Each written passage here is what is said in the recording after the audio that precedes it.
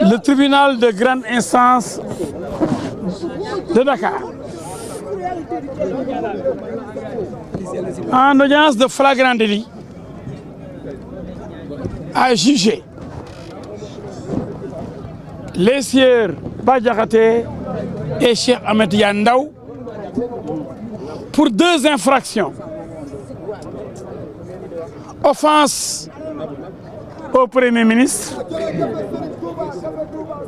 et diffusion de fausses nouvelles. Vous avez tous assisté à cette audience qui vient de s'achever et qui a démarré depuis ce matin. Depuis quand au Sénégal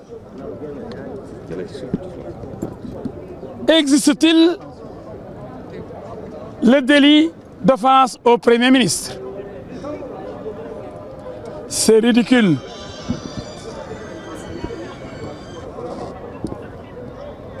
Et qu'est-ce qu'on nous donne comme élément? On dit que le Premier ministre, par son pouvoir de contre-saint, exerce une partie des prérogatives du président de la République. Faux, archi faux. C'est la Constitution sénégalaise, en son article 43, qui donne le pouvoir de contre-saint au Premier ministre, qui doit contresigner les décrets signés par le chef de l'État, président de la République. Donc le pouvoir de contre-saint n'appartient guère au président de la République pour qu'il puisse le donner au Premier ministre. C'est la Constitution qui donne ce pouvoir au Premier ministre. Donc, erreur par rapport à cette infraction donc, qui est visée et qui n'existe pas. Nous l'avons démontré à suffisance. Donc, nous n'avons pas de problème avec la première infraction. La deuxième infraction visée, diffusion de fausses nouvelles. Vous étiez dans la salle. Aucune nouvelle n'a été déclarée fausse. Rien. Tout a été prouvé. Bah Diakhaté a fourni toutes les preuves qu'on lui a réclamées. Donc, qu'on nous montre une seule fausse nouvelle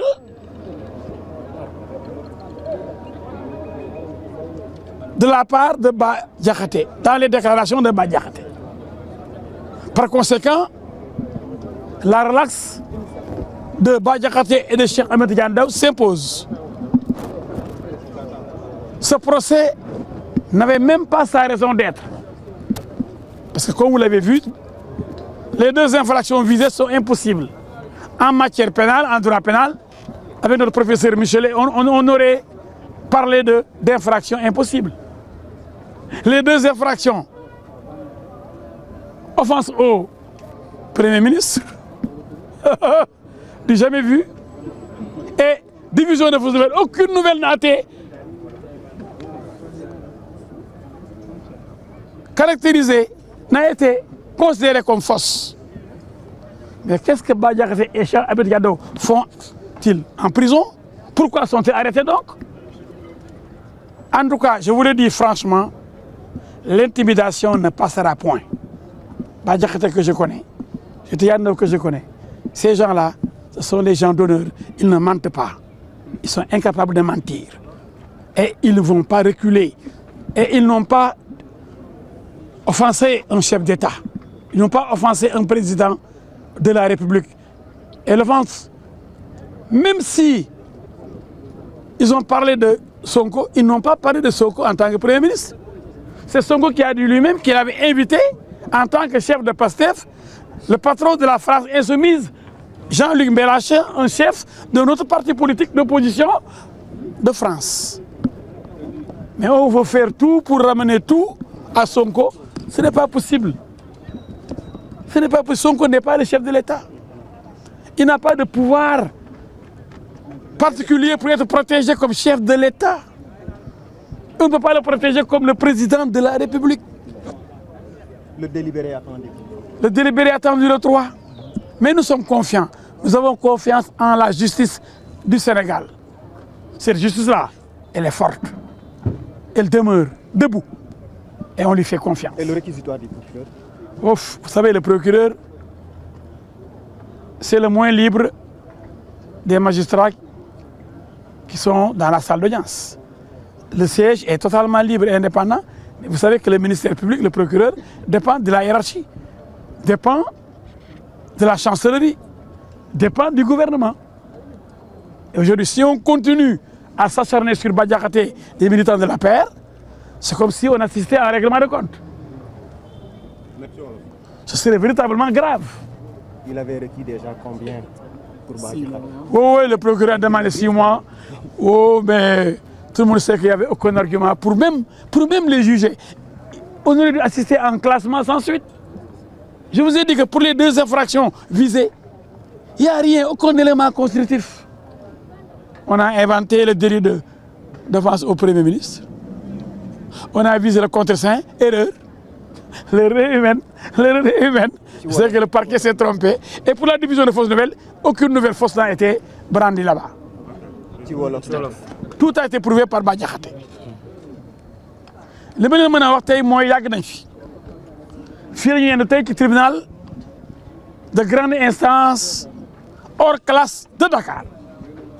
Ci mbiru Bah Diakhaté ak imam Cheikh Ahmed Tidiane Ndao ñu ne dañoo yàqu deru dañoo tooñ koo xam ne mook président dañoo bokk ay doole wala ñu yem doole wala bu jël doole président wala yoon jox ko doole ju mu jox président ci kaw loolu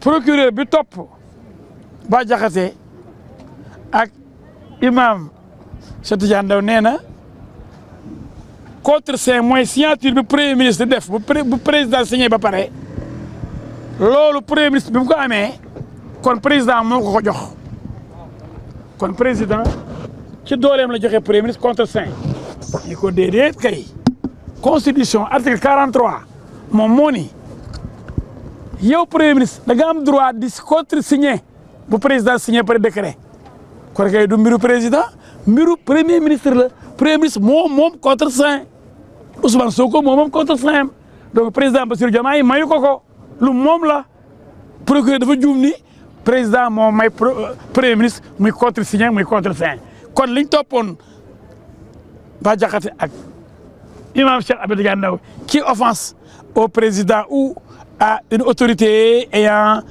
ou exerçant des pouvoirs du président ñu ne ko lan la mu ne contre-saint kon foofu sama gars yi dañoo daanu kon infraction boobu daanu na muy offense au premier ministre masul am ci Sénégal amul ci àdduna bi beneen bi ñu ne diffusion de fausses nouvelles ñu leen waaw lan la sama gars yi génne lu nekkul dëgg Bah Diakhaté génne na preuve yëpp lépp lu laal li mu waxoon yëpp teg na ko ci table ji amul lenn lu waxti newul firnde baa ngi nii waaw kon ana diffusion fausse nouvelle bi fan la Bah Diakhaté wala imam Cheikh Tidiane Ndao waxee lu dul noonu sosee ay mbir benn sos amu fa lépp dañ ko te wone kon kay lii atte war foo na am atte bi daf ñoo bett ndax boo toppee nit lan la leen waxal ñaar yëpp benn amu ci ñu nekk prison ñu mettaa délibéré ñu toogal prison lii métti na di gars yi le 3 juin ñetti fan ci weeru juin bii di ñëw mooy altine bii di ñëw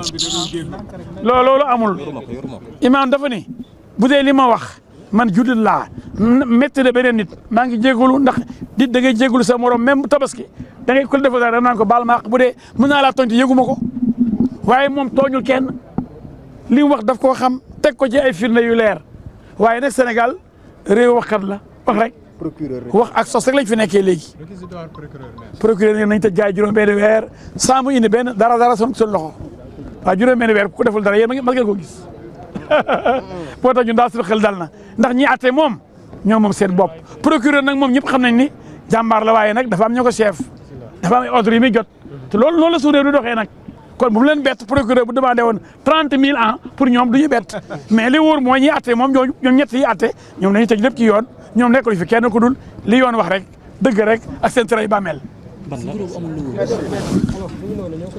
voilà mi ngi noonu mbokku internet 313 digital